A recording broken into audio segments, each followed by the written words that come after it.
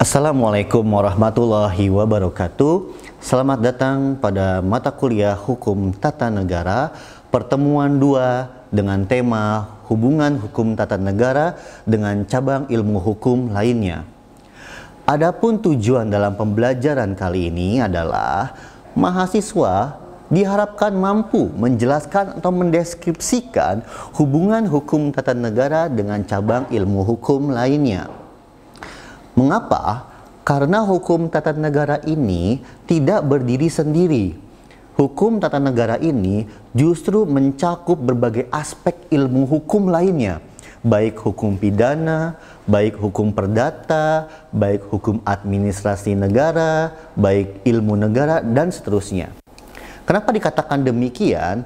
Karena hukum tata negara ini mempelajari aspek yang sangat luas berkaitan dengan dan kewenangan yang melekat kepada setiap lembaga-lembaga yang ada di Indonesia, baik eksekutif, yudikatif, dan legislatif.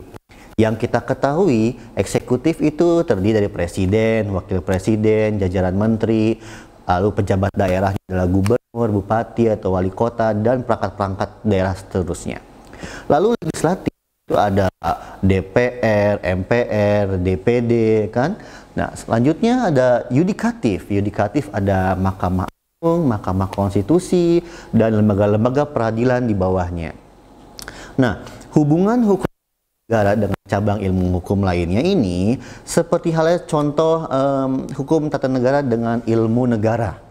Yang menjadi pusat perhatian daripada ilmu negara adalah jenis susunan masyarakat tertentu, sedangkan hukum tata negara menyelidiki hal ihwal sesuatu bentuk kenegaraan yang misalnya yang langsung menuju kepada objek negara tertentu. Nah, kalau ilmu negara mempelajari konsep teoretik-teoretik yang dikemukakan oleh para filsuf, kalau hukum tata negara itu lebih fokus kepada objek tertentu, misalnya hukum tata negara di Indonesia, di Amerika, atau misalnya di Belanda, dan seterusnya. Maka perbedaan ilmu negara dan hukum tata negara itu terletak pada objek pembelajarannya atau objek materinya. Akan tetapi memiliki hubungan yang erat karena konsep kenegaraan itu tidak lepas erat kaitannya dengan hukum tata negara. Lalu hubungan hukum tata negara dengan hukum administrasi negara misalnya lagi. Menurut Oppenheim, hukum tata negara adalah suatu cabang ilmu hukum yang melihat negara dalam keadaan diam atau statis, sedangkan hukum administrasi negara melihat negara dalam keadaan bergerak atau bekerja. Nah, hukum administrasi negara ini tidak akan bisa bergerak tanpa adanya hukum tata negara. Misal seperti ini. Dalam hukum administrasi negara, kita mempelajari kewenangan-kewenangan yang dimiliki oleh pemerintah, gitu kan, atau lembaga peradilan dalam aspek keberlangsungan implementasi atau aplikatif. Nah, untuk mengetahui itu kan tidak mungkin kita tidak mengetahui hukum tata negara atau dalam artian aturan kewenangan yang melekat dan struktur yang terdapat di dalamnya.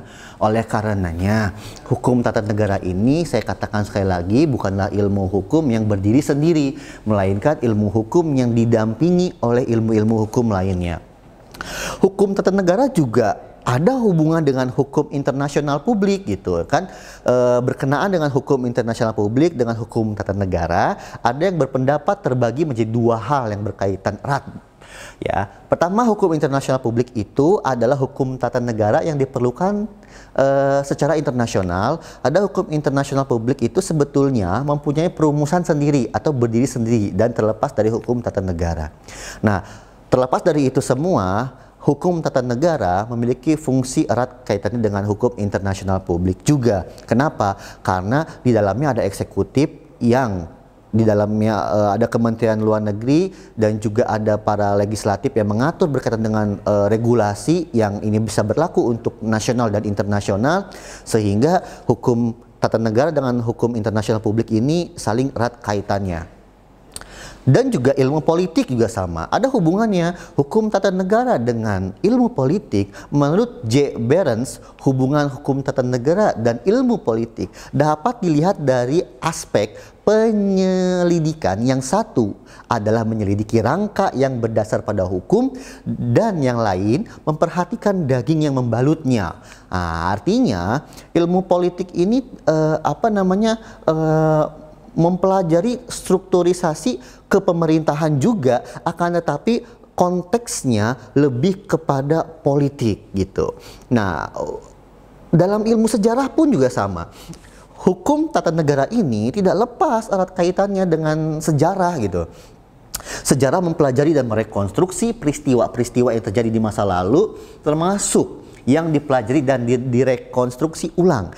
Itu adalah peristiwa hukum di bidang tata negara dengan bantuan sejarah perkembangan hukum tata negara yang mempelajari sejarah perkembangan dari masa ke masa. Sebagai contoh begini, di dalam mata kuliah hukum tata negara, sistem pemerintahan yang kita alami saat ini itu memiliki berbagai macam dinamika atau perubahan-perubahan.